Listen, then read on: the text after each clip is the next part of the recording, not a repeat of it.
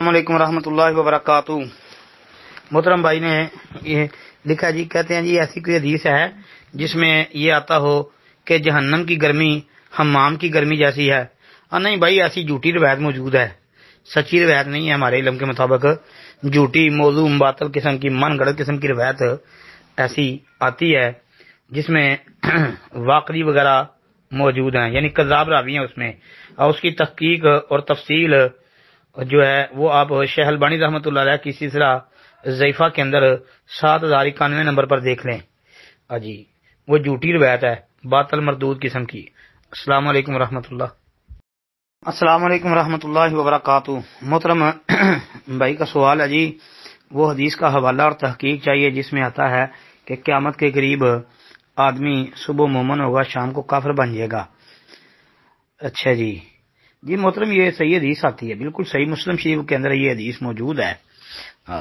حضرت ابو ہریرہ رضی اللہ تعالی عنہ حدیث کے راوی ہیں، بیان کرتے ہیں کہ ان رسول اللہ صلی اللہ علیہ وسلم قال بادروا بالاعمال فتنا كقطع الليل المظلم يصبح الرجل مؤمنا ويمسي كافرا او يمسي مؤمنا ويصبح كافرا يبيع دينه بعرض من الدنيا۔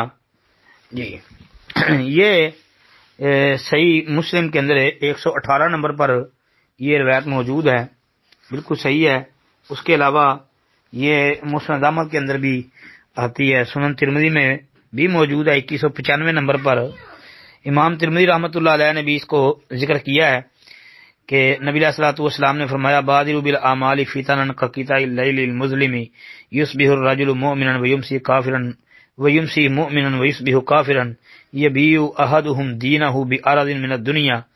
آگے امام ترمذی فرماتے ہیں ھذا حدیث حسن صحیح۔